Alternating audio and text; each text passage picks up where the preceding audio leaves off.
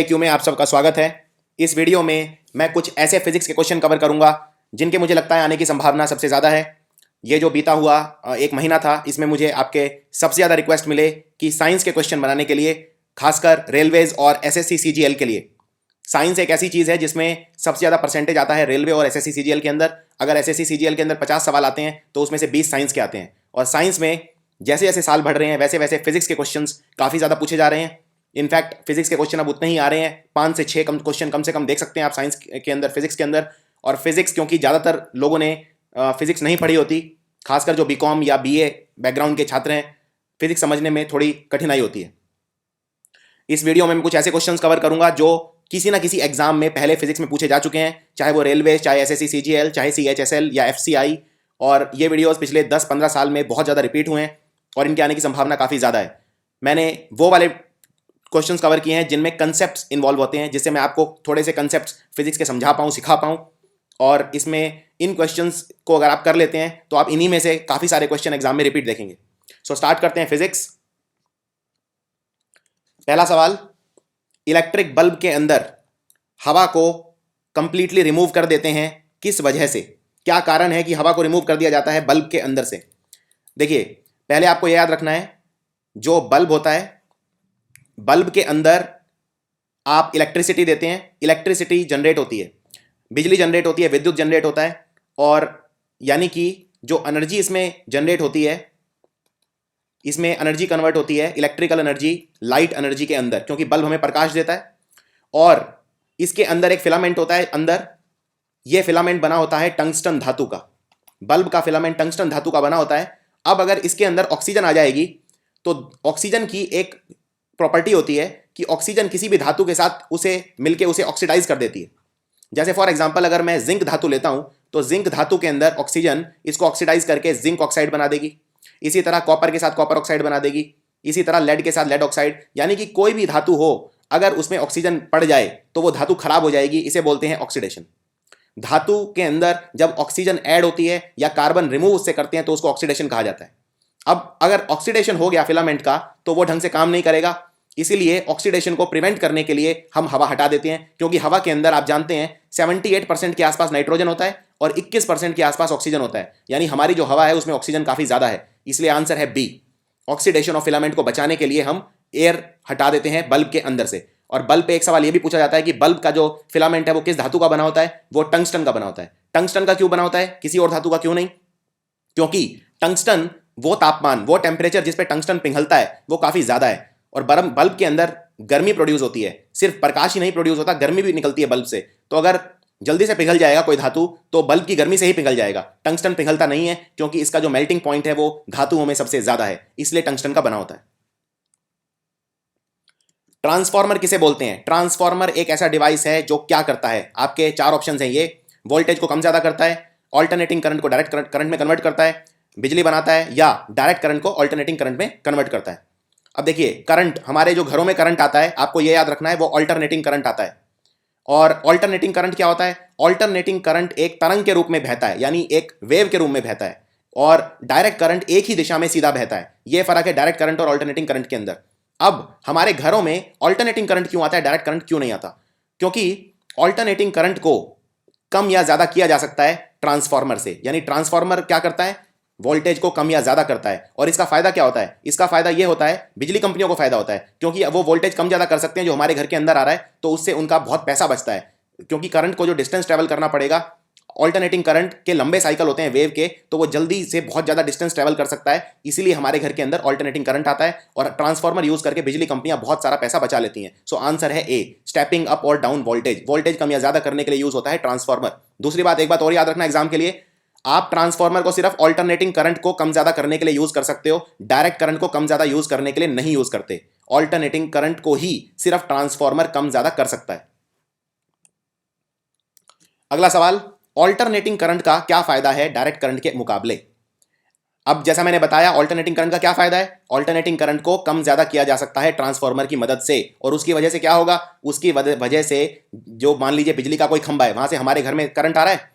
अब वो alternating current आएगा तो यानी कि वो बड़े लंबे समय, लंबे डिस्टेंसेस तक ट्रैवल कर पाएगा, क्योंकि बिजली का खंभा जरूरी नहीं है हमारे घर के एकदम ऊपर हो, बिजली का खंभा हो सकता है हमारे घर से बहुत दूर हो, यानी करंट को जो डिस्टेंस ट्रैवल करना पड़ेगा वो बहुत ज्यादा करना पड़ेगा, इसकी वजह से पावर लॉस कम होगा। डायरेक्ट करंट के अंदर पावर लॉस बहुत ज्यादा होता है। मान लीजिए ये 2 पॉइंट है और यहां से डायरेक्ट करंट बह रहा है पॉइंट ए से पॉइंट बी तक, तो करंट यहां से यहां बहेगा, उसमें करंट बहुत ज्यादा नुकसान हो जाएगा उसका। लेकिन अगर ऑल्टरनेटिंग करंट बहेगा तो ऑल्टरनेटिंग करंट का जो क्वांटिटी है वो कम लॉस होगा। सो आंसर है A, it can be transmitted over long distances with minimum power loss.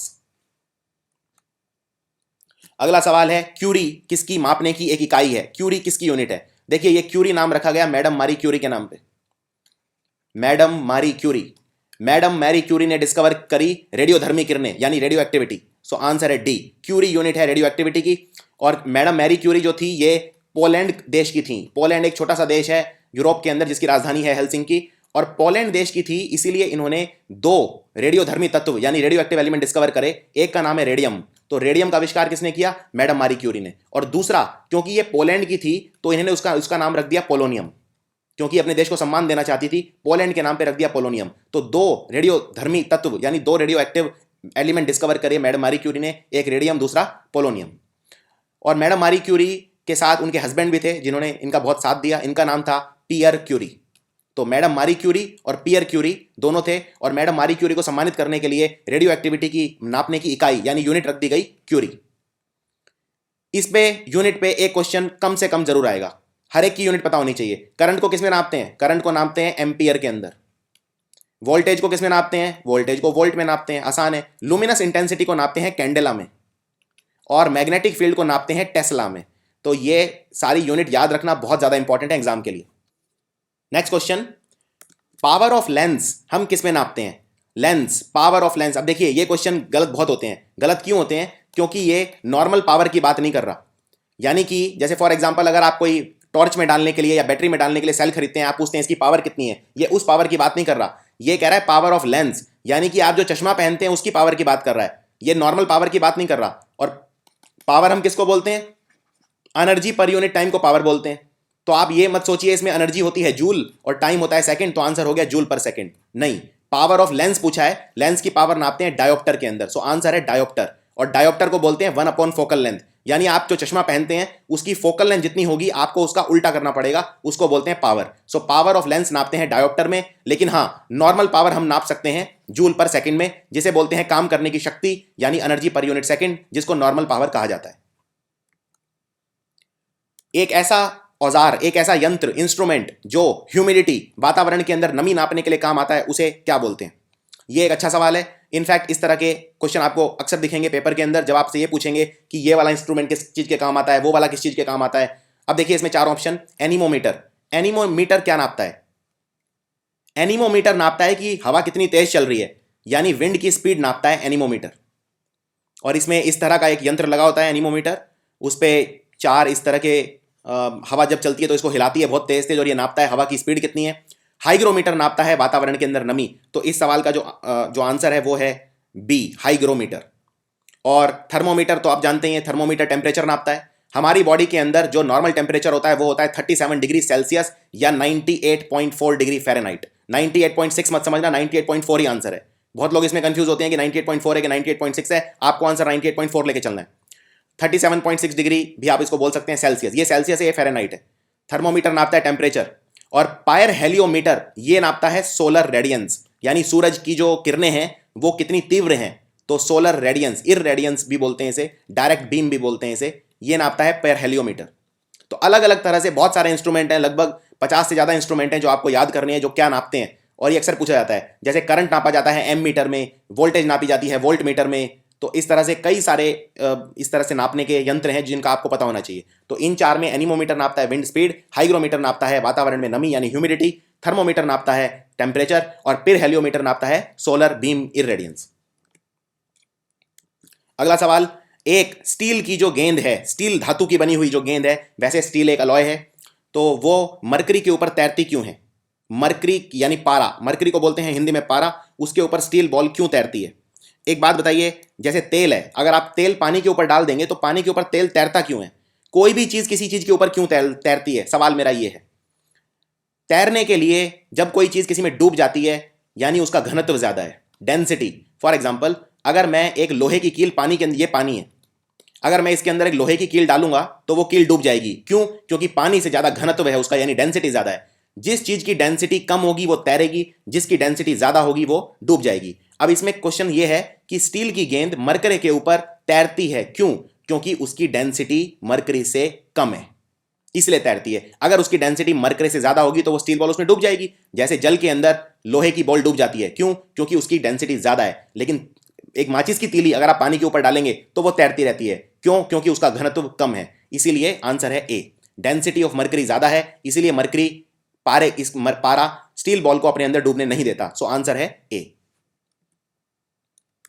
अगला सवाल है, अगर मैं एक बॉडी का मास और स्पीड दोनों डबल कर दूं तो उसकी काइनेटिक एनर्जी के ऊपर क्या प्रभाव पड़ेगा? काइनेटिक एनर्जी क्या होती है? काइनेटिक एनर्जी होती है जो बॉडी के मोशन की वजह से होती है। यानी कि बॉडी अगर कोई मोशन में है, मूव कर रही है, तो उसमें काइनेटिक एनर्जी होगी, वरना नहीं होगी। काइनेटिक एनर्जी ये एक साधारण सवाल है अगर आपको फॉर्मूला पता है तो, और अगर फॉर्मूला नहीं पता तो आप इस क्वेश्चन को सॉल्व नहीं कर पाओगे। इसलिए कम से कम जो मेन चीजें हैं उनके फॉर्मूले आपको एग्जाम के लिए पता होने चाहिए। काइनेटिक एनर्जी का जो फॉर्मूला होता है वो होता है half mv², 1/2 into mass into velocity square. तो बस उसके अंदर आपको ये सारी चीजें डाल देनी है। तो फॉर्मूला है हाफ mv², और इसमें हाफ इंटू मास मैंने कर दिया डबल यानी 2m, और वेलोसिटी भी कर दी 2v, तो ये हो जाएगा 2v का स्क्वायर। तो यानी ये 4v² और ये इंटू 2 8, यानी 8 गुना हो जाएगी काइनेटिक एनर्जी। 8 गुना क्यों हो जाएगी? क्योंकि मास मैंने डबल कर दिया यानी 2 गुना, और वेलोसिटी 2 गुना करूंगा तो स्क्वायर है, यानी 2 गुना का 2 गुना 4 गुना, तो 2 इंटू 4 यानी टोटल 8 गुना हो जाएगी काइनेटिक एनर्जी, अगर मैंने किसी बॉडी का मास और स्पीड दोनों डबल कर दी तो। अगला सवाल, पानी की बूंदे रेन ड्रॉप्स गोल क्यों होती हैं? कभी आपने सोचा है कि आसमान से जो बारिश होती है उसमें जो बूंदे हैं वो गोली क्यों होती हैं? स्क्वायर शेप बूंदे भी तो गिर सकती हैं, या ट्रायंगुलर बूंदे क्यों नहीं गिरती? ये बहुत अच्छा सवाल है, और इसका कारण ये है, पानी जो होता है, ये पानी है, पानी का जो सरफेस होता है उसके अंदर एक चीज होती है जिसे बोलते हैं सरफेस टेंशन। और कोई भी ऐसी चीज जो पानी से टकराएगी वो कोशिश करेगी सरफेस टेंशन कम हो जाए। फॉर एग्जाम्पल, आप पानी के ऊपर जब, मान लीजिए आप पानी के ऊपर अगर हाथ सीधा करके और हाथ डुबोते हैं तो एक रेजिस्टेंस फील करेंगे आप, तो वो एक सरफेस टेंशन का एग्जांपल है। सरफेस टेंशन को कम करना चाहता है हर कोई, क्योंकि पानी वरना चोट करेगा। एक तरह से आप इसको इस तरह से समझ लीजिए, अब कोई भी ऐसी चीज जिसका वॉल्यूम है उसका सबसे कम सरफेस एरिया गोल चीज के अंदर होता है। मान लो मेरा वॉल्यूम है किसी चीज का, लेट से वॉल्यूम किसको बोलते हैं? Length into breadth into height को वॉल्यूम बोलते हैं। अब यानी कि मीटर क्यूब, मान लीजिए 100 मीटर क्यूब मेरे को वॉल्यूम दे दिया किसी ने। 100 मीटर क्यूब मतलब मेरे को कोई ऐसी चीज दे दी जो 100 मीटर लंबी, 100 मीटर ऊंची और 100 मीटर गहरी है, यानी उसका वॉल्यूम हो गया 100 मीटर क्यूब। अब इस 100 मीटर क्यूब को मैं कई शेप्स में चेंज कर सकता हूं। इस वॉल्यूम को सबसे कम सरफेस एरिया रहेगा अगर मैं इसे गोल बना दूंगा। कोई चीज, एक स्फेरिकल चीज ही ऐसी होती है जिसका सरफेस एरिया सबसे कम होता है फॉर द सेम वॉल्यूम। मैं इस 100 मीटर क्यूब को अगर मान लो एक क्यूब बना देता हूं, तो ये मैंने क्यूब बना दिया।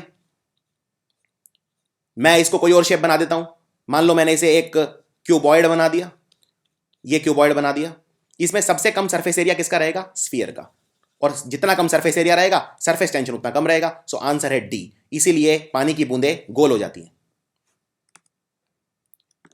स्पीड ऑफ साउंड सबसे ज्यादा किस में है? यह सवाल हर बार पूछा जाता है, साउंड की स्पीड सबसे ज्यादा किस में होती है? देखिए, साउंड जो होता है इसको माध्यम चाहिए ट्रेवल करने के लिए। मान लो एक कमरा है और इस कमरे में आप खड़े हैं यहां पे और आपका दोस्त खड़ा है यहां पे। अगर इस कमरे में हवा नहीं हुई तो आपकी आवाज यहां से यहां तक नहीं पहुंचेगी। यानी साउंड एक ऐसी तरंग है, एक ऐसी वेव है जिसे माध्यम चाहिए, और इन किरणों को बोलते हैं आयोनिक वेव्स। तो साउंड एक आयोनिक वेव है, यानी इसे मीडियम चाहिए प्रोपेगेशन के लिए। अब सवाल यह है, माध्यम जो है उस पर निर्भर कैसे करेगी? इसका एक सीधा सा रूल बताता हूं आपको। साउंड जो होता है, जितना ज्यादा डेंस कर दोगे मीडियम, उतनी ज्यादा साउंड की स्पीड बढ़ जाएगी। डेंस मतलब क्या है? जिसका घनत्व, जिसकी डेंसिटी उतनी ज्यादा है। अब हवा है, जैसे हवा, और दूसरा पानी, इसमें डेंसिटी ज्यादा किसकी है? ये आपको खुद सोचना है, डेंसिटी ज्यादा किसकी है। कोई मान लो अगर मैं धातु ले लेता हूं, मेटल, तो मेटल के अंदर डेंसिटी और ज्यादा है क्योंकि मेटल और ज्यादा भारी है। जो चीज जितनी ज्यादा घनत्व वाली होती है उसमें साउंड की स्पीड उतनी ज्यादा होती है। अब इनमें देख लो सबसे ज्यादा डेंसिटी किसकी है? पानी की, हवा की, लोहे की या वुड की? तो सबसे ज्यादा भारी क्या है इनमें? सबसे ज्यादा घनत्व किसका है? आयरन। सो आंसर है आयरन। इसका मैं एक आपको एप्लीकेशन बताता हूं। मान लो ये रेल की पटरी है और आप यहां खड़े हो सामने, और यहां से कोई बहुत दूर कोई आपको दिख नहीं रही ट्रेन, और आपको पता करना है कि ट्रेन आ रही है कि नहीं आ रही है। तो क्या आपने देखा है लोग पटरी के कान लगा के सुनते हैं? लोग पटरी के कान लगा के क्यों सुनते हैं? ऐसे ही क्यों नहीं सुनते? क्योंकि साउंड की स्पीड लोहे के अंदर ज्यादा है, यानी कि हवा में इससे पहले पता चलेगा, साउंड ट्रेवल करके आप तक आएगा, पटरी में जल्दी आ जाएगा। इसीलिए लोग पटरी के कान लगा के सुनते हैं कि ट्रेन आ रही है कि नहीं आ रही है। तो जितना ज्यादा माध्यम घनत्व बढ़ जाएगा उतना ज्यादा साउंड की स्पीड बढ़ जाएगी। अगला सवाल, चमगादड़ रात में उड़ पाता है, क्यों? क्यों उड़ पाता है चमगादड़? बैट, ये मैमल है, बैट पक्षी नहीं होता, याद रखना, बैट एक मैमल है। तो ये रात में क्यों देख पाता है, क्यों उड़ पाता है? क्या ये देख सकता है? नहीं, ये देख नहीं सकता। देखिए, मान लीजिए ये कोई चमगादड़ है और ये कुछ ऐसी ध्वनि देता है जो टकरा के चीजों के वापस आ जाती है, और फिर ये ध्वनि सुन लेता है वापस और इसे पता चल जाता है कि कोई चीज कितनी दूर है। इसको बोलते हैं अल्ट्रासोनिक वेव। अल्ट्रासोनिक वेव कौन सी वेव होती है? अब ये भी आपको पता होना चाहिए। देखिए, कुछ ही ऐसी आवाजें हैं जो हम सुन सकते हैं। अगर कोई आवाज बहुत ज्यादा है तो भी हम नहीं सुन सकते, कोई कम है तो भी हम नहीं सुन सकते। जैसे हमारे जो कान की फ्रीक्वेंसी है वो होती है 20 से लेके 20,000 हर्ट्ज, सिर्फ इतनी फ्रीक्वेंसी हम सुन सकते हैं। जैसे आपने कभी देखा होगा, अगर आप घर के अंदर दबे पैर चलें तो आप नहीं सुन पाते, लेकिन कुत्ता सुन लेता है, इसलिए वो उठ जाता है। तो क्योंकि जो डॉग होता है वो 20 हर्ट्ज से कम की फ्रीक्वेंसी भी सुन सकता है, जिसे हमारे कान नहीं सुन सकते। इसी तरह 20,000 हर्ट्ज से ज्यादा की फ्रीक्वेंसी भी हम नहीं सुन सकते, लेकिन चमगादड़ 20,000 हर्ट्ज से ज्यादा की फ्रीक्वेंसी सुन सकता है और उसे ट्रांसमिट भी करता है, जिसे बोलते हैं अल्ट्रासोनिक वेव। तो अल्ट्रासोनिक वेव वो वेव होती हैं जिनकी 20,000 हर्ट्ज से ज्यादा होती है फ्रीक्वेंसी। ये भी क्वेश्चन आपको याद रखना है। अगला सवाल, एक पर्सन है, वो लिफ्ट के अंदर खड़ा है, तो लिफ्ट के अंदर वो अपना वजन ज्यादा महसूस कब करेगा? तो ये एक काफी इंपॉर्टेंट क्वेश्चन है कि पर्सन लिफ्ट के अंदर खड़ा है तो वो अपना वजन महसूस कम करेगा, ज्यादा करेगा, क्या करेगा? एक सीधा सा तरीका बताता हूं याद रखने का। ये मान लीजिए एक रुकी हुई लिफ्ट है, वजन हमेशा नीचे की तरफ लगता है, ये तो आपको पता है क्योंकि ग्रेविटी नीचे की तरफ लगती है। मान लीजिए कोई पर्सन खड़ा है लिफ्ट के अंदर, ये लिफ्ट है, अभी लिफ्ट रुकी हुई है, यानी इस पर्सन के ऊपर कितना फोर्स लग रहा है? नीचे, मास इनटू ग्रेविटी, क्योंकि फोर्स को बोलते हैं मास इनटू एक्सेलरेशन। और यहां पे पर्सन की एक्सेलरेशन कितनी है? mg, क्योंकि लिफ्ट रुकी हुई है। अब मान लीजिए लिफ्ट ऊपर जा रही है, लिफ्ट ऊपर जा रही है तो पर्सन की जो नेट एक्सेलरेशन हो गई वो हो गई मास इनटू ग्रेविटी प्लस ए। यहां पे लिफ्ट की एक्सेलरेशन है ऊपर की तरफ, तो यानी कि पर्सन का टोटल हो गया mass into gravity plus acceleration, और एक्सेलरेशन की कुछ वैल्यू तो होगी, यानी पर्सन अपने आप को पहले से ज्यादा भारी महसूस करेगा। अब मान लो कोई लिफ्ट नीचे जा रही है, लिफ्ट नीचे जा रही है तो पर्सन की जो नेट हो गई वो हो गई g माइनस ए, यानी g माइनस ए, यानी पर्सन अपने आप को पहले से हल्का महसूस करेगा। आप भी कभी लिफ्ट में देखना, अगर आप कभी लिफ्ट में चौथे फ्लोर से फर्स्ट फ्लोर जा रहे हो, यानी नीचे जा रहे हो, तो आप अपने आप को हल्का महसूस करेंगे। एक बात और बताता हूं इंटरेस्टिंग, मान लो अगर लिफ्ट टूट जाती है, भगवान ना करे ऐसा हो आपके साथ, लेकिन मान लीजिए अगर गलती से लिफ्ट टूट गई और नीचे एकदम से गिरने लगी बहुत तेजी से, तो आपका वजन कितना हो जाएगा? आपका वजन हो जाएगा 0। क्यों? क्योंकि आप फ्री फॉल करेंगे तो आपकी एक्सेलरेशन हो जाएगी 0, ग्रेविटी माइनस ए, आप नीचे जा रहे हैं g माइनस ए, और एक्सेलरेशन आपकी ग्रेविटी के बराबर हो जाएगी, यानी g माइनस जी यानी कि 0। तो टोटल आपको ऐसा लगेगा आपका कोई वजन ही नहीं है, क्योंकि आप नीचे एकदम से गिर रहे हैं। तो यानी कि लिफ्ट टूट गई तो आप होंगे वेटलेस, यानी आपका वेट होगा 0। अगला सवाल, अगर मैं किसी बॉडी की वेलोसिटी, वेलोसिटी वैसे स्पीड को ही बोलते हैं लेकिन एक डायरेक्शन के अंदर होती है वेलोसिटी, इतना फर्क है, बाकी वेलोसिटी और स्पीड में कोई फर्क नहीं है। अगर मैं किसी बॉडी की वेलोसिटी डबल कर दूं तो इनमें से क्या चीज डबल हो जाएगी? इस तरह के सवाल अक्सर आते हैं, फॉर्मूला बेस्ड क्वेश्चन है। मोमेंटम, मोमेंटम बोलते हैं quantity of motion content in the body. Momentum को लिखा जाता है mass into velocity, change in velocity. Energy, energy की तो कोई भी फॉर्म हो सकती है, हम ये नहीं कह सकते सारी एनर्जी डबल हो गई, कुछ एनर्जी तो ऐसी है जो वेलोसिटी पे डिपेंड ही नहीं करती, तो ये ऑप्शन तो गया। पोटेंशियल एनर्जी, पोटेंशियल एनर्जी बोलते हैं mass into gravity into height, ये डिपेंड ही नहीं करती वेलोसिटी पे, तो आंसर ये भी गया। काइनेटिक एनर्जी डबल हो जाएगी? नहीं, अगर बॉडी की वेलोसिटी डबल हो जाएगी तो काइनेटिक एनर्जी 4 गुना हो जाएगी, क्योंकि काइनेटिक एनर्जी होती है हाफ mv स्क्वायर। तो v के अंदर अब मैं v की बजाय 2v लिखूंगा, 2v स्क्वायर मतलब होता है 4v स्क्वायर, यानी काइनेटिक एनर्जी 4 गुना हो जाएगी। तो आंसर है ए, मोमेंटम इज डबल्ड। और वो क्यों? क्योंकि mass into velocity, velocity double हो गई यानी मोमेंटम हो गया 2mv, क्योंकि स्पीड 2 टाइम्स हो गई। सो आंसर है मोमेंटम डबल हो जाएगा। अगला सवाल, जो वजन होता है शरीर का वो सबसे ज्यादा कहां पे होता है? इसमें बताना है आपको। पहाड़ों पे ज्यादा होता है जमीन के मुकाबले, पोल्स यानी जो हमारे ध्रुव हैं, उत्तरी ध्रुव और दक्षिणी ध्रुव, वहां पे ज्यादा होता है। हमारा वजन इक्वेटर पे ज्यादा है, इक्वेटर वो लाइन है जो धरती को 2 हिस्सों में बांटती है, उत्तरी गोलार्ध और दक्षिणी गोलार्ध, northern pole and southern, northern hemisphere and southern hemisphere. या फिर अर्थ पे कहीं भी चले जाओ हमारा वेट उतना ही रहेगा। याद रखिए एक बात, हमारा जो, हम जिस चीज के बने हैं मैटर, उसको हम मेजर करते हैं मास में, वजन में नहीं, यानी इसकी यूनिट होती है केजी। और जो वजन होता है वो हमारा चेंज होता रहता है, क्योंकि वजन होता है मास इनटू फोर्स। और ये फोर्स कौन सा फोर्स है, यहां पे फोर्स से मतलब मेरा एक्सेलरेशन है, ग्रेविटी। तो मास इंटू ग्रेविटी। अब ग्रेविटी हर जगह नहीं है अर्थ पे सेम। इक्वेटर के ऊपर ग्रेविटी सबसे कम है और पोल्स पे ग्रेविटी सबसे ज्यादा है, और मुझे चाहिए मास इंटू ग्रेविटी। तो ग्रेविटी सबसे ज्यादा कहां है, पोल्स पे, तो हमारा वजन सबसे ज्यादा कहां पे होगा, पोल्स पे। आंसर है बी, पोल्स पे सबसे ज्यादा वजन होगा। अगला सवाल मिलता जुलता है। अगर मैं किसी बॉडी को, किसी ऑब्जेक्ट को, किसी वस्तु को चांद पे ले जाऊं तो क्या होगा, उसका मास और वेट कैसे वेरी करेगा। तो इसमें ऑप्शन दिए हैं, मास सेम रहेगा, वजन चेंज हो जाएगा, वजन चेंज हो जाएगा, मास सेम रहेगा, दोनों चेंज हो जाएंगे, या दोनों चेंज नहीं होंगे। देखिए, मास कहीं भी हो यूनिवर्सल रहता है, सेम रहता है। आप चांद पे ले जाओ, उसे सूरज के ऊपर ले जाओ, धरती के अंदर ले जाओ, कहीं ले जाओ, मास चेंज नहीं होगा। मास केजी के अंदर नापा जाता है और मास सेम रहता है। Mass is the matter content in the body, और वो सेम रहता है। हाँ, लेकिन वेट अलग हो जाता है, क्योंकि वेट गुरुत्वाकर्षण पर डिपेंड करता है। अब आप जानते हैं चांद के ऊपर जो गुरुत्वाकर्षण है धरती का 1/6 हिस्सा है, यानी चांद के ऊपर आप बहुत हल्का महसूस करेंगे, क्योंकि जो गुरुत्वाकर्षण है बहुत कम है। यानी आंसर है मास सेम रहेगा लेकिन वजन कम हो जाएगा। सो आंसर है B, mass will remain same but weight will be different. अगला सवाल, जब एक जहाज समुद्र में जाता है नदी से तो क्या होता है। जैसे ये कोई नदी है और नदी से जहाज अब समुद्र में चला गया। ये जहाज नदी में था, अब ये नदी समुद्र में मिल गई, अब ये समुद्र में है। तो क्या ये जहाज थोड़ा सा पानी के अंदर उठेगा, थोड़ा सा और नीचे जाएगा, या सेम लेवल पे रहेगा। ये काफी अच्छा सवाल है। देखिए, इसमें फर्क ये है नदी और समुद्र में कि समुद्र में नमक होता है पानी के अंदर, यानी समुद्र के पानी का जो घनत्व है वो ज्यादा है, और ज्यादा है तो जो शिप है वो पानी में कम डूबेगा, थोड़ा सा बाहर की तरफ निकल जाएगा। तो आंसर है शिप थोड़ा सा ऊपर उठेगा। सो आंसर है इट राइजेज अ लिटिल। अगला सवाल है, इनमें से क्या चीज करने से एक पेंडुलम का टाइम पीरियड डबल हो जाएगा। अब देखिए, पेंडुलम क्या होता है, जैसे घड़ी का जो घंटा होता है जो हिलता रहता है, ये है पेंडुलम, और इसको ऑसिलेटरी मोशन कहा जाता है। ऑसिलेटरी मोशन, ऑसिलेटरी या वाइब्रेटरी मोशन भी इसे कहा जाता है। मान लीजिए ये कोई पेंडुलम है और ये मूव कर रहा है। इसका टाइम पीरियड हम लिखते हैं 2π√L/g।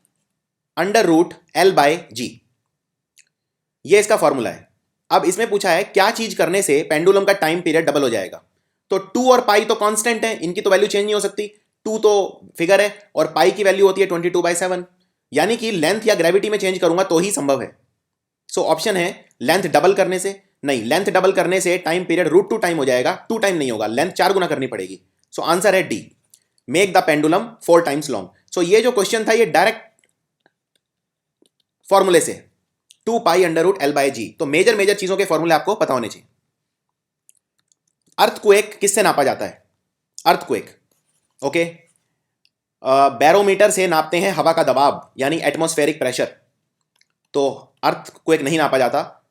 पॉलीग्राफ टेस्ट होता है, लाई डिटेक्टर, जो झूठ बोलने के लिए टेस्ट करते हैं उसे बोलते हैं पॉलीग्राफ टेस्ट या लाई डिटेक्टर टेस्ट। सीज्मोग्राफ से अर्थक्वेक नापा जाता है। सो आंसर है डी। और जब हम अर्थक्वेक को नापते हैं सीज्मोग्राफ पे तो कई तरह की तरंगे इसमें निकलती हैं, जैसे सरफेस वेव्स निकलती हैं, अल्फा वेव, बीटा वेव, ये कुछ किरणें हैं, तरंगे जो अर्थक्वेक से निकलती हैं। आप इन्हें एल वेव बोलते हैं, लॉन्गिट्यूडनल वेव, ट्रांसवर्स वेव या सरफेस वेव। तो इस तरह से भी याद रख सकते हैं।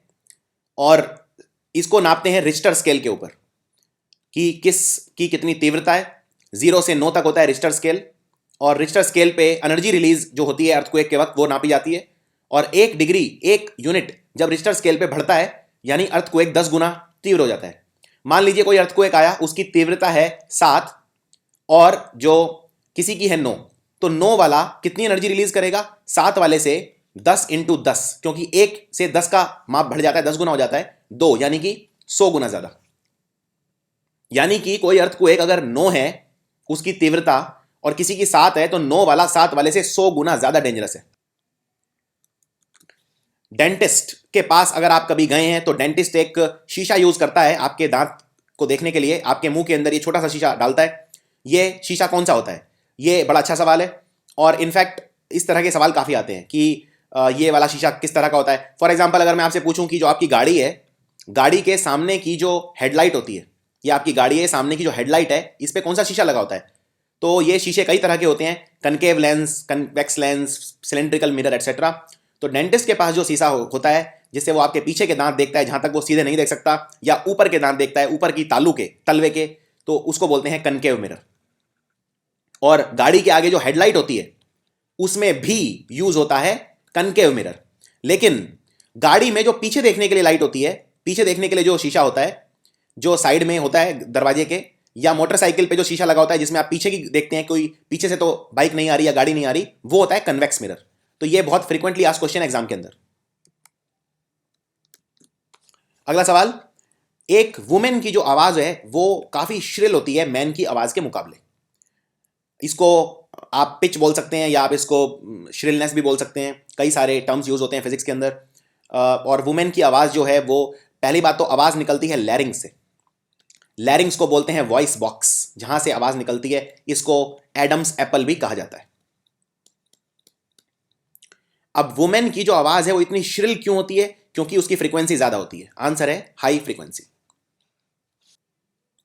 अगर आप किसी अंधेरे वाले कमरे में बैठे हैं और वहां से आप अचानक किसी नॉर्मल कमरे में चले जाएंगे जहां पे लाइट बहुत ज्यादा है, तो आपको कुछ समय के लिए धुंधला दिखाई देगा, आपको एकदम से ठीक दिखना स्टार्ट नहीं होगा। आप मान लीजिए काफी टाइम से अंधेरे वाले कमरे में एकदम से बाहर जाएंगे जहां पे रोशनी बहुत ज्यादा है, आपकी आंखों को एडजस्ट करने में टाइम लगेगा। क्यों क्यों ये टाइम लगेगा? तो आई के ऊपर एक क्वेश्चन हर साल जरूर आता है कि भाई आंखों में अगर इस तरह का विकार है तो कौन सा लेंस यूज करेंगे, या आंखों में कितने तरह के विकार होते हैं। और ये भी क्वेश्चन उसी कैटेगरी का है लगभग। इसके लिए आपको ये जानकारी होनी चाहिए कि आंख के अंदर क्या क्या होता है। और आंख के अंदर एक चीज होती है जिसे बोलते हैं प्यूपिल, तो इसका आंसर है second. Iris is unable to dilate the pupil immediately. Pupil वो चीज होती है जो आंखों के अंदर ये कंट्रोल करती है कि आंखों के अंदर प्रकाश कितना जा रहा है। मैं आपको एक डायग्राम के थ्रू समझाता हूं। ये देखिए, आपकी आंख होती है ऐसी, आंख के अंदर ये जो सफेद वाला हिस्सा है इसे बोलते हैं स्क्लेरा, SCLERA, स्क्लेरा। और ये जो नीले वाला एरिया देख रहे हैं, ये नीले रंग का जो है, ये पूरा एरिया यहां से ऐसे गोल जो बीच में है, इसको बोला जाता है आइरिस। और ये जो नीले वाले के भी अंदर ये बीच में देख रहे हैं आप, काला, बिल्कुल काला, जिसपे मैं ये पेन चला रहा हूं, इसको बोलते हैं प्यूपिल। और ये प्यूपिल आंखों के अंदर कितना प्रकाश जा रहा है ये कंट्रोल करता है। अगर आप ऐसी जगह पे हैं जहां पे डिम रोशनी है तो प्यूपिल अपना साइज बढ़ा लेगा, ज्यादा रोशनी जिससे आंखों के अंदर जाए। लेकिन अगर आप धूप के अंदर हैं तो आपकी आंखें ही नहीं खुलेंगी। क्यों नहीं खुलेंगी? क्योंकि प्यूपिल नहीं खुलने देगा, प्यूपिल का साइज बहुत छोटा हो जाएगा। छोटा क्यों हो जाएगा? क्योंकि रोशनी बहुत ज्यादा आंखों को बचाने के लिए आंखों के अंदर नहीं जाने देगा। तो प्यूपिल का काम होता है आंखों के अंदर ये देखना कि रोशनी कितनी जा रही है, और ये रोशनी फिर पीछे जाती है। ये आंखों का जो आगे का जो जिसे पुतली कहते हैं, ये पार्ट है कॉर्निया, और ये पीछे यहां से प्रकाश अंदर जाता है, फिर aqueous humour, vitreous humour cross करता हुआ पीछे आंख के, उसके बाद ये पीछे जाता है, सबसे पीछे जहां पे आंख की इमेज बनती है जिसे रेटिना कहा जाता है, तो वहां पे इमेज बनती है आपकी इन्वर्टेड इमेज। एक बात और याद रखना, आंख के अंदर जो इमेज बनती है वो बनती है उल्टी। अगर आप किसी पेड़ को देख रहे हैं ऐसे, तो आंख के अंदर वो उल्टा बनेगा पेड़ पीछे, लेकिन फिर वो सीधा क्यों दिखता है हमें, उल्टा क्यों नहीं दिखता? वो इसलिए क्योंकि आंख के अंदर तो इमेज उल्टी बनती है, लेकिन जब आंख उस मैसेज को ब्रेन तक पहुंचती है तो ब्रेन उसे दोबारा सीधा कर देता है। तो ये रीजन है कि हमें इमेज सीधे ही नजर आते हैं लेकिन आंख के अंदर उल्टे बनते हैं। इनमें से कौन सा ऐसा तत्व या एलिमेंट है जो सेमीकंडक्टर है? देखिए, अगर किसी चीज में से करंट पास हो जाता है उसे बोलते हैं कंडक्टर। जैसे जितने भी मेटल है हमारे, ज्यादातर अच्छे कंडक्टर होते हैं। किसी चीज में से करंट अगर पास नहीं होता वो उसे बोलते हैं इंसुलेटर। जैसे ईंट में से तो करंट पास नहीं होता। इसी तरह जो नॉन मेटल होते हैं, अधातु, उनमें से भी करंट पास नहीं होता, तो ये सब इंसुलेटर है। जैसे रबड़, क्या रबड़ के अंदर से करंट पास हो जाता है? नहीं, तो रबड़ क्या है? इंसुलेटर। प्लास्टिक क्या है? इंसुलेटर। लेकिन एक होते हैं बीच की चीज, यानी कंडक्टर जितना भी नहीं होता लेकिन इंसुलेटर जितना कम भी नहीं होता, उन्हें बोलते हैं सेमीकंडक्टर। सेमीकंडक्टर होते हैं जैसे बोरॉन, सिलिकॉन, कैडमियम, जर्मेनियम। ये कुछ नाम आपको याद रखने हैं, ये बार बार रिपीट होते हैं। ये सब है सेमीकंडक्टर। और ज्यादातर हमारे जो कंप्यूटर के चिप्स बनते हैं, या हमारी जो बहुत ही कीमती कुछ ऐसे गैजेट्स हैं उनमें जो चिप लगे होते हैं, सारे ज्यादातर सिलिकॉन के बने होते हैं। तो आंसर है सिलिकॉन। सिलिकॉन एक सेमीकंडक्टर है। और सेमीकंडक्टर की जो कंडक्टिविटी है, जैसे जैसे टेम्परेचर बढ़ाऊंगा वैसे वैसे बढ़ेगी, लेकिन जो मेटल होते हैं उनकी कंडक्टिविटी टेम्परेचर बढ़ाने पे कम होती है। ये मेन डिफरेंस है मेटल्स के बीच में और सेमीकंडक्टर के बीच में। अब अगला सवाल, इसमें एनर्जी कन्वर्ट बताना है, कौन सी किस में हो रही है। देखिए, एनर्जी कन्वर्ट का सिद्धांत यह कहता है कि एनर्जी कभी भी ना पैदा की जा सकती है ना खत्म की जा सकती है, यानी energy can neither be created nor be destroyed. Energy को सिर्फ एक फॉर्म से दूसरे फॉर्म में कन्वर्ट किया जा सकता है। और इस पे क्वेश्चन हर बार आता है कि कौन सी एनर्जी किस में कन्वर्ट होती है। आपसे ये पूछ सकते हैं कि जो बेल होती है उसमें कौन सी एनर्जी किस में कन्वर्ट होती है, मोमबत्ती के अंदर कौन सी एनर्जी किस में कन्वर्ट होती है, इस तरह से सवाल आते हैं। या जो हम खाना खाते हैं, खाना खाने के बाद कौन सी एनर्जी किस में कन्वर्ट होती है। अब सवाल पूछ रहा है कि माइक्रोफोन के अंदर कौन सी एनर्जी किस में कन्वर्ट होती है। माइक्रोफोन क्या होता है? ये जो मेरी आवाज़ आप तक पहुंच रही है, मैं माइक्रोफोन में रिकॉर्डिंग कर रहा हूं, यानी माइक्रोफोन वो होता है जिसमें साउंड एनर्जी अंदर जाती है और फिर माइक्रोफोन में वो एनर्जी कन्वर्ट किस में होती है। ये आप संदेश सुन पा रहे हैं क्योंकि कंप्यूटर ने उसे किसमें कन्वर्ट कर दिया, माइक्रोफोन ने किसमें कन्वर्ट कर दिया, उसमें इलेक्ट्रिकल एनर्जी के अंदर। सो माइक्रोफोन में अल्टीमेटली साउंड एनर्जी कन्वर्ट होती है इलेक्ट्रिकल एनर्जी में, इलेक्ट्रिकल संदेश बन जाती है वो, और फिर वो ट्रांसमिट की जा सकती है। सो आंसर है डी। इसका बिल्कुल उल्टा, इलेक्ट्रिकल एनर्जी साउंड एनर्जी में कन्वर्ट होती है किसके अंदर, बेल के अंदर। जो घर में बेल बजाते हैं, आप घर में कभी आपने सोचा है कि घर के अंदर आप बटन दबाते हैं तो बेल कैसे बज जाती है? क्योंकि जब आप बेल के अंदर जो बैटरी है वो डलती है, यानी इलेक्ट्रिकल एनर्जी आप डाल रहे हो, और वो फाइनली मैकेनिकल में कन्वर्ट होगी। मैकेनिकल मतलब वो मूवमेंट होगा, उसके अंदर पिस्टन का एक मूवमेंट होता है छोटा सा, और फिर वो साउंड निकलेगा, तो साउंड एनर्जी में फाइनली कन्वर्ट होगी। इस तरह मान लीजिए मोमबत्ती पूछें कि भाई मोमबत्ती में कौन सी एनर्जी किस में कन्वर्ट हो जाती है, तो मोमबत्ती के अंदर आपको कौन सी एनर्जी मिल रही है, आप खुद सोचिए। मोमबत्ती आपको एक तो लाइट दे रही है, प्रकाश दे रही है, और दूसरा हीट दे रही है, ऊष्मा दे रही है। सो मोमबत्ती के अंदर फाइनल कन्वर्जन जो एनर्जी का है, दो एनर्जी मिलती है, लाइट एनर्जी और हीट एनर्जी। इसी तरह से खाने के अंदर केमिकल एनर्जी कन्वर्ट हो जाती है, जो शरीर में जो एनर्जी मिलती है हमें खाने से, वो मैकेनिकल एनर्जी में कन्वर्ट हो जाती है, क्योंकि खाना हमें एनर्जी देता है बाकी काम करने के लिए। इस तरह से क्वेश्चन इस पर कई सारे आ सकते हैं। कोई भी एनर्जी पूछ सकते हैं किसी तत्व के अंदर या किसी फिजिकल इंस्ट्रूमेंट के अंदर, और ये सारे एनर्जी कन्वर्जन आपको याद होने चाहिए। मान लीजिए पूछ सकते हैं कि पहाड़ पे ये पत्थर पड़ा है मान लीजिए, और ये पत्थर पहाड़ से नीचे गिर जाता है, तो इसकी एनर्जी कौन सी में कन्वर्ट हो गई। अब जब ये पहाड़ के ऊपर है, मतलब इसमें सिर्फ पोटेंशियल एनर्जी है, यानी mgh, mass into gravity into height, क्योंकि हाइट के ऊपर है, इसमें मूवमेंट नहीं है। लेकिन जब ये नीचे आ जाएगा जमीन के ऊपर, तो इसमें काइनेटिक एनर्जी होगी, पोटेंशियल एनर्जी जीरो होगी, तो इसमें पोटेंशियल एनर्जी चेंज हो गई काइनेटिक एनर्जी के अंदर। इस तरह से ये सवाल पूछे जा सकते हैं। अगला सवाल, जो शाही वाला पेन होता है, निब होती है जिसमें लिखने के लिए, अब तो उतने चलन में नहीं है ये पेन, लेकिन निब वाले जो पेन है, इसमें पूछा है कि बीच में से जो निब होती है वो कटी हुई क्यों होती है। अच्छा सवाल है ये। अगर एक पेन की निब है तो कभी आप ध्यान से देखना, ये बीच में से कटी हुई होती है निब, पेन की ये निब बीच में से कटी हुई होती है। क्यों? वो इसलिए, अब ध्यान से समझिए, ये है पेन का ढक्कन, ये शाही वाला सिलेंडर जिसमें शाही भरी हुई है। सो ये पेन है और ये इसकी आगे निब है, और ये निब में बीच में एक होल है, यहाँ पे छोटा सा, निब में कटी हुई होती है। वो क्यों?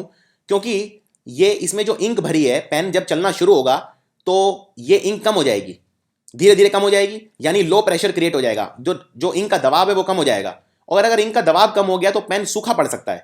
सूखा ना पड़े इसलिए यहाँ पे बीच में से इसे काट देते हैं, सूखा ना पड़े इसलिए बीच में से इसे काट देते हैं यहाँ से। इसको बोलते हैं कैपिलैरिटी। कैपिलैरिटी क्या होता है? जब आप किसी तरल पदार्थ के अंदर, किसी लिक्विड के अंदर किसी चीज को डुबोते हैं, मान लीजिए अगर मैं एक बाल्टी ले लेता हूं और उस बाल्टी के अंदर एक ट्यूब को घुसाता हूं, कोई भी टेस्ट ट्यूब, ये टेस्ट ट्यूब के अंदर पानी ऊपर चढ़ जाएगा। क्यों चढ़ेगा? कैपिलैरिटी की वजह से। इसको बोलते हैं कैपिलैरिटी एक्शन। तो ये कैपिलैरिटी की का सिद्धांत है। और इसके अंदर एक चीज और आपको नोट करनी है, जब आप किसी पेन को मान लीजिए पूरा भर देंगे, एकदम बिल्कुल पूरा, यानी कि आपने उसमें बिल्कुल थोड़ी सी भी जगह ही नहीं छोड़ी, तो वो उतनी ज्यादा इंक नहीं निकालेगा। लेकिन जब पेन के अंदर इंक कम बचेगी, मान लीजिए थोड़ी सी इंक बची है पेन में, तो वो ज्यादा गाढ़ा लिखेगा, क्योंकि ज्यादा पेन के अंदर से इंक निकलेगी। क्यों निकलेगी?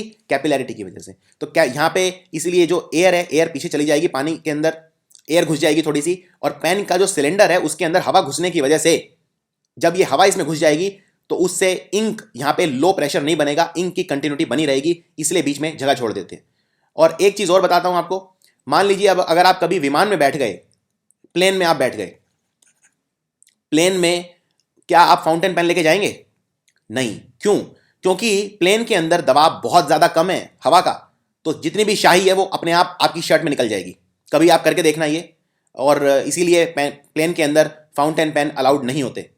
इतना ही नहीं, प्लेन के अंदर अगर कोई ऐसा व्यक्ति है जिसको कोई चोट लगी हुई है, शारीरिक चोट, तो चांस ये है कि वो चोट के अंदर से खून निकलेगा कम दबाव के कारण। यही सेम सिद्धांत है दोनों का।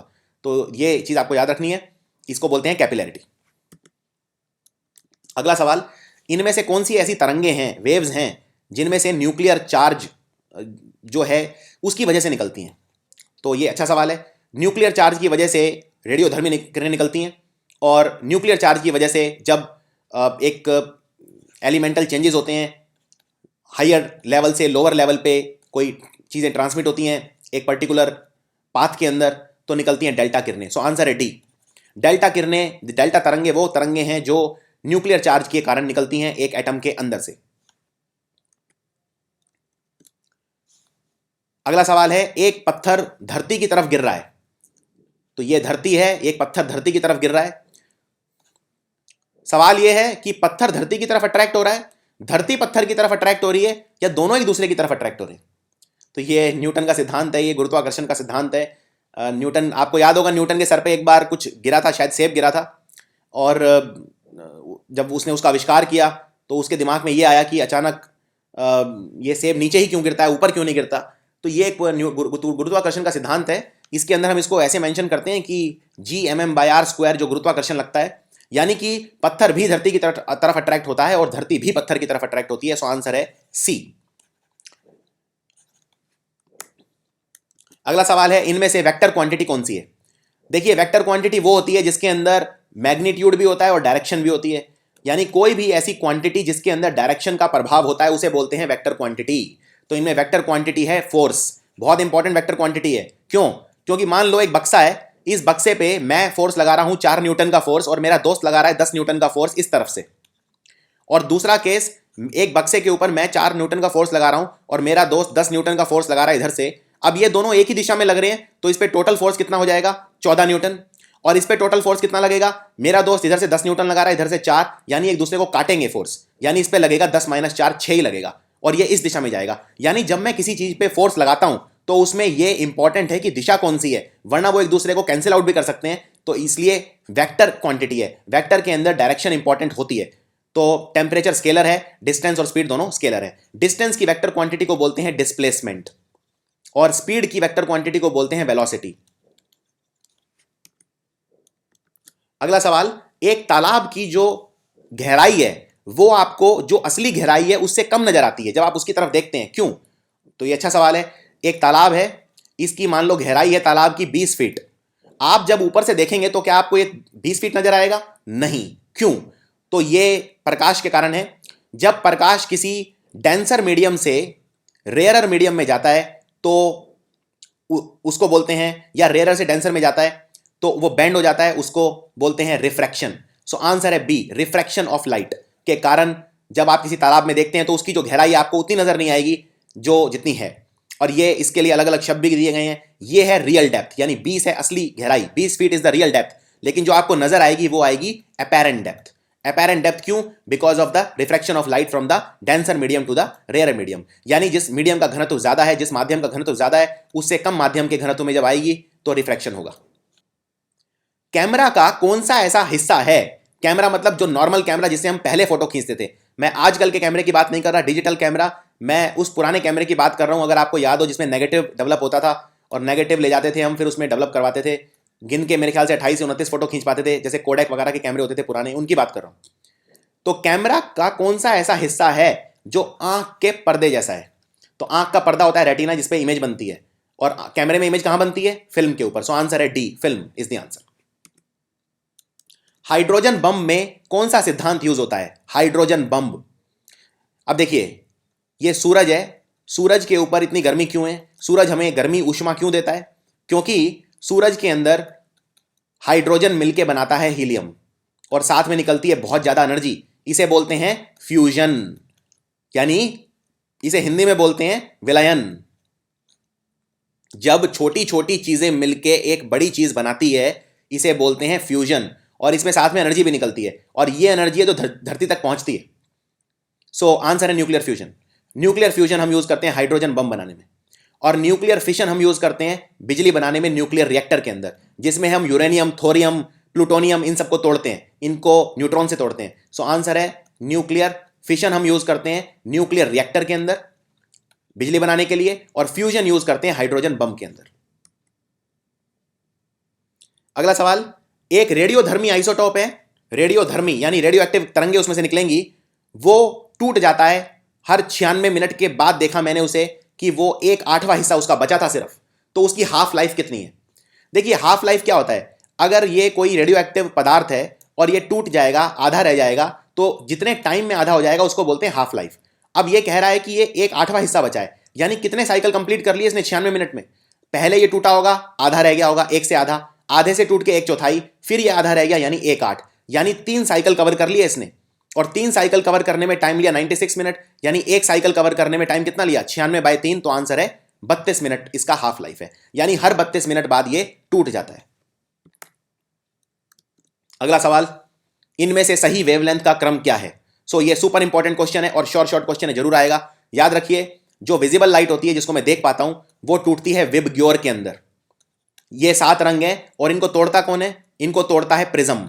एक प्रिज्म होता है, एक ट्रायंगुलर मिरर होता है पिरामिड शेप जैसा, उस पर अगर आप प्रकाश मारेंगे तो 7 रंगों में टूट जाएगा। ये हैं 7 रंग विबग्योर। वी से वायलेट, आई से इंडिगो, बी से ब्लू, जी से ग्रीन, वाई से येलो, ओ से ऑरेंज और आर से रेड। और एक बात और याद रखनी है आपको, जब आप वायलेट से रेड की तरफ बढ़ेंगे तो वेवलेंथ बढ़ती जाएगी, यानी जो लाल रंग होता है उसकी वेवलेंथ सबसे ज्यादा होती है। इसीलिए लाल रंग को मैं यूज करता हूं कहीं पे वार्निंग सिग्नल बनाने के लिए। इसीलिए लाल रंग को मैं यूज करता हूं वार्निंग सिग्नल बनाने के लिए। जहां जहां वार्निंग होगी वहां वहां लाल रंग होगा। कभी आपने सोचा है ट्रैफिक लाइट लाल रंग की क्यों बनी होती है, किसी और रंग की क्यों नहीं बनी होती? क्योंकि ट्रैफिक लाइट में लाल रंग वार्निंग का काम करता है। वार्निंग का काम क्यों करता है? क्योंकि इसकी वेवलेंथ सबसे ज्यादा है, यानी ये बिखरेगा कम। सो आंसर इसका आप इमिट लगा सकते हैं। तो ऑरेंज आता है सेकंड लास्ट नंबर पे। इसमें पूछा है इंक्रीजिंग वेवलेंथ, तो ऑरेंज सेकंड लास्ट नंबर पे आएगा, यानी ऑप्शन 1 सेकंड लास्ट नंबर पे ऑरेंज। तो उस हिसाब से आप इसमें लगा सकते हैं ऑप्शन देख के। ऑरेंज आखिरी में आएगा इनफैक्ट, क्योंकि यहां रेड दिया नहीं है। सो आंसर है इसका बी। सबसे पहले वायलेट, वायलेट की वेवलेंथ सबसे कम है, लेकिन वायलेट की फ्रीक्वेंसी सबसे ज्यादा है। तो क्वेश्चन दो तरह से पूछे जाते हैं इसमें, फ्रीक्वेंसी सबसे ज्यादा किसकी है और वेवलेंथ सबसे ज्यादा किसकी है। जब आप वायलेट से रेड की तरफ जाते हैं वेवलेंथ बढ़ जाती है, फ्रीक्वेंसी कम हो जाती है। अगला क्वेश्चन है, गैलीलियो, महान साइंटिस्ट गैलीलियो का सिद्धांत था इनर्शिया का, उसका नाम न्यूटन्स कौन से लॉ ऑफ मोशन है? न्यूटन ने 3 सिद्धांत दिए थे। सबसे पहला होता है Newton's first law of motion, जिसको गैलीलियो लॉ ऑफ इनर्शिया भी बोलते हैं, जो ये कहता है अगर कोई चीज चल रही है तो चलती ही रहेगी अगर मैं उस पर कोई एक्सटर्नल फोर्स नहीं लगाऊंगा तो, और अगर कोई चीज रुकी हुई है तो रुकी हुई रहेगी अगर मैं उस पर एक्सटर्नल फोर्स नहीं लगाऊंगा तो। इसको इनर्शिया भी कहा जाता है। इनर्शिया होता है जो बॉडी के अंदर एक इनहेरेंट रुकावट होती है रेजिस्ट करने की, उसको इनर्शिया कहा जाता है। सो आंसर है फर्स्ट। अगला सवाल, इनमें से तत्व है या पदार्थ है, कौन सी ऐसी चीज है जो मैग्नेटिक फील्ड से डिफ्लेक्ट नहीं होगी? देखिए मैग्नेटिक फील्ड से डिफ्लेक्ट होने के लिए चार्ज होना चाहिए। पॉजिटिव चार्ज होएगा तो भी चलेगा, नेगेटिव होएगा तो भी चलेगा। यानी कोई ऐसी चीज देख लो जिसपे कोई चार्ज नहीं है, उसका मैग्नेटिक फील्ड से कोई फर्क नहीं पड़ेगा। प्रोटॉन के ऊपर पॉजिटिव चार्ज होता है तो ये तो डिफ्लेक्ट हो जाएगा। कैथोड रे इलेक्ट्रॉन की बनी होती है, यानी नेगेटिव चार्ज है। अल्फा पार्टिकल पे 2 गुना पॉजिटिव चार्ज होता है। न्यूट्रॉन के ऊपर कोई चार्ज नहीं होता। सो आंसर है डी, न्यूट्रॉन डिफ्लेक्ट नहीं होगा मैग्नेटिक फील्ड से। इनमें से कौन सी ऐसी तरंग है जिसकी पेनिट्रेटिंग पावर सबसे ज्यादा होती है? पेनिट्रेटिंग मतलब भेद पाने की ताकत। कभी आपने ये सोचा है कि एक्सरे करवाते हैं आप जब हॉस्पिटल जाके, तो वो उसमें ऐसी क्या चीज है कि वो आपके शरीर के अंदर घुस जाती है और आपका फोटो निकाल लाती है, लेकिन जो नॉर्मल कोई लाइट है वो आपके शरीर के अंदर नहीं घुस पाती, लेकिन एक्सरे क्यों घुस जाती है? क्यों? क्योंकि उसकी फ्रीक्वेंसी बहुत ज्यादा है। पेनिट्रेबिलिटी यानी भेद पाने की शक्ति सबसे ज्यादा जिसकी होती है, जिसकी फ्रीक्वेंसी सबसे ज्यादा होती है। तो इसमें फ्रीक्वेंसी सबसे ज्यादा किसकी है, बस ये बताना है आपको। ऑर्डर में आपको बता ही चुका हूं। सबसे ज्यादा फ्रीक्वेंसी इनमें से किस तरंग की है? अल्फा किरण, बीटा किरण, गामा तरंग या एक्स तरंग? आंसर है गामा तरंग। गामा तरंग की फ्रीक्वेंसी कॉस्मिक किरणों के बाद सबसे ज्यादा होती है और सबसे ज्यादा फ्रीक्वेंसी होती है कॉस्मिक किरणों की। सो आंसर है सी। रडार, रडार ये जो दुश्मन के एयरक्राफ्ट को डिटेक्ट कर लेता है, ये किस सिद्धांत पे काम करता है? कौन सी तरंगें रडार के अंदर होती हैं? रडार के बहुत सारे यूज हैं। रडार पानी की गहराई भी नाप सकता है।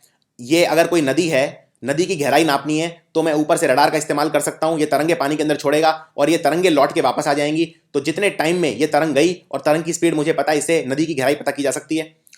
और इसी तरह अगर कोई दुश्मन का एयरक्राफ्ट घुस आया है तो आप उस पर रडार की मदद से वेवलेंथ मारेंगे और ये वेवलेंथ टकरा के उस तक जाके फिर वापस आ जाएगी। तो आप कैलकुलेट कर लेंगे कितने टाइम में जाके वापस आई है, उस हिसाब से उसकी स्पीड और डिस्टेंस वगैरह यूज करके आप निकाल सकते हैं। सो ये है रडार। रडार में यूज करते हैं रेडियो वेव्स। सो आंसर है बी। अगला सवाल, 2 इलेक्ट्रिक बल्ब हैं, उनका रेजिस्टेंस है 2 और 4, मैंने उन्हें सीरीज में जोड़ दिया है तो टोटल रेजिस्टेंस कितना होगा? सीरीज में क्या होता है, ये मैंने एक बैटरी लगा दी और ये मैंने बैटरी लगा दी, तो इसमें 2 बल्ब लगा दिए मैंने। ऐसे। अब ये बल्ब सीधे साथ साथ लगा दिए, अगर ये बल्ब फ्यूज हो जाएगा तो ये बल्ब भी ऑटोमेटिकली बंद हो जाएगा। क्यों? क्योंकि करंट के लिए सर्किट पूरा होना चाहिए। अगर ये बल्ब फेल हो गया तो यानी यहां पे गैप आ गया, गैप आ गया तो करंट कैसे बहेगा? अब ये बल्ब इसे बहने नहीं देगा, सर्किट अधूरा रह जाएगा।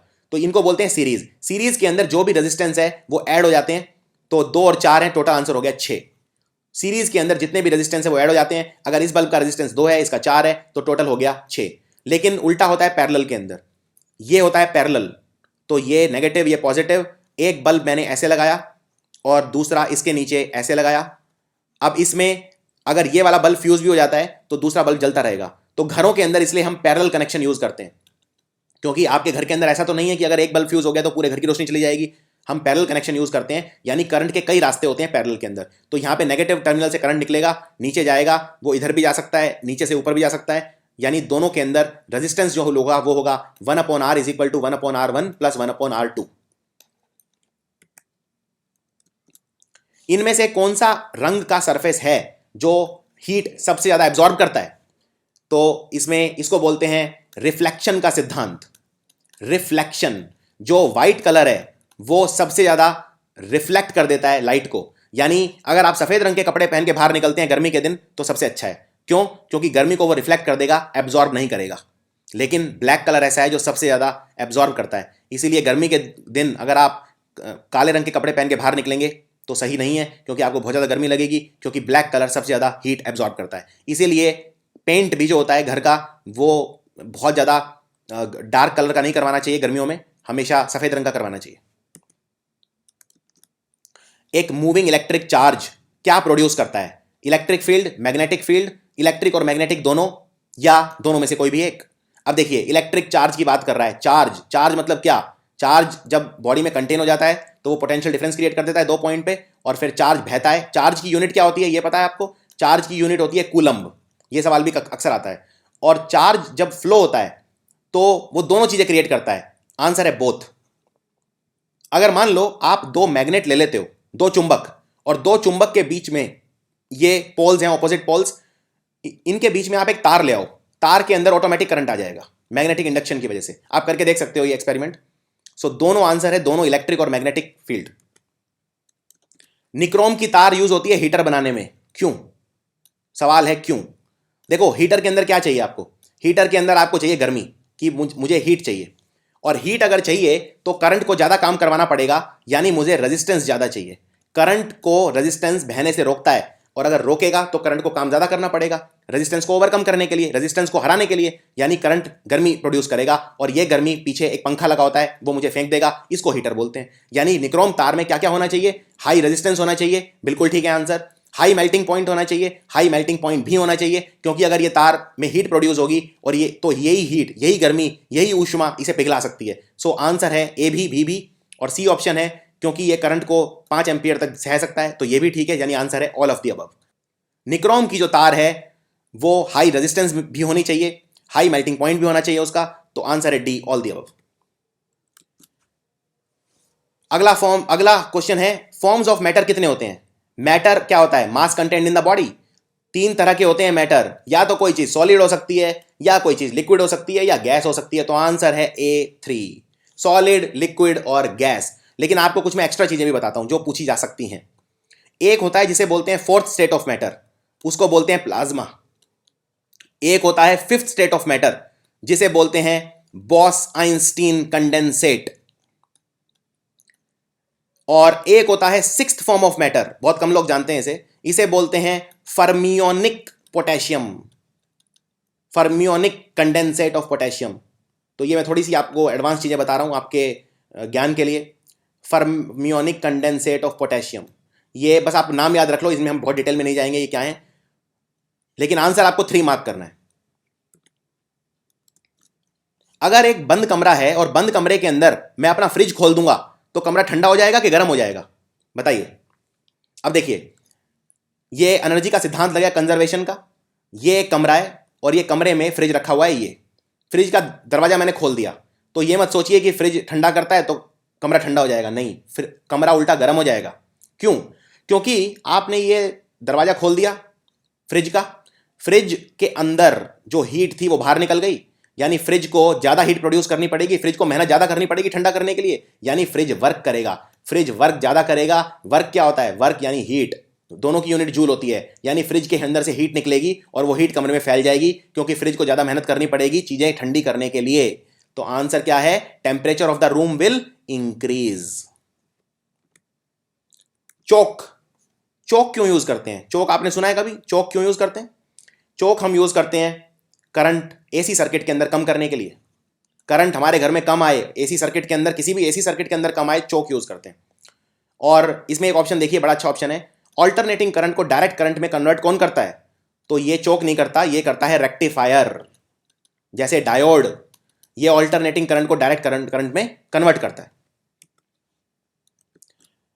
हमारी बॉडी का या किसी का भी कौन सा ऐसा टेम्परेचर है जब वो कोई भी ऊष्मा नहीं देगा?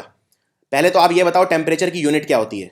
टेम्परेचर की यूनिट क्या होती है? केल्विन, स्टैंडर्ड यूनिट है केल्विन। सेल्सियस मत सोचना, गलत कर दोगे आंसर। केल्विन। अब -273 डिग्री सी को बोलते हैं 0 केल्विन, यानी एब्सोल्यूट जीरो, इसमें कोई हीट नहीं होगी। सो आंसर है डी, -273 डिग्री सेल्सियस। इससे कम टेम्परेचर पॉसिबल ही नहीं है धरती के ऊपर, धरती पे नहीं कहीं पे भी, क्योंकि इसको एब्सोल्यूट जीरो बोलते हैं, यानी 0 केल्विन। पारसेक किसकी यूनिट है? इस तरह के क्वेश्चन भी आ सकते हैं हिला के रख देने वाले। पारसेक, देखिए, एक आपने ये शब्द सुना है लाइट ईयर? एक साल के अंदर लाइट या प्रकाश जितना डिस्टेंस ट्रेवल करता है उसे बोलते हैं लाइट ईयर। कई बार एग्जाम में क्वेश्चन आता है कि लाइट ईयर किसकी यूनिट है? सब लोग मार्क कराते हैं टाइम, टाइम की यूनिट नहीं है। ईयर देख के ये मत सोचो टाइम की यूनिट है, लाइट ईयर डिस्टेंस की यूनिट है, क्योंकि डिस्टेंस नापती है। लाइट ने एक साल में कितना डिस्टेंस ट्रेवल करा, ये होता है लाइट ईयर। और 3.26 लाइट ईयर को पारसेक बोलते हैं। तो आंसर है डिस्टेंस। अगर आप 3.26 लाइट ईयर को मिला देंगे तो बन जाएगा एक पारसेक। तो लाइट ईयर भी आता है और पारसेक भी आता है, दोनों यूनिट है डिस्टेंस की। सो ये थे कुछ इंपॉर्टेंट क्वेश्चन फिजिक्स के जो मुझे लगा मेरे को आपके साथ शेयर करने चाहिए, क्योंकि मुझे इतने सारे आपके ईमेल मिले।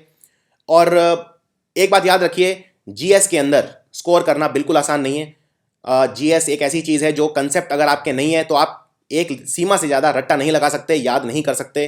थोड़े से कंसेप्ट की आपको ज़रूरत पड़ेगी।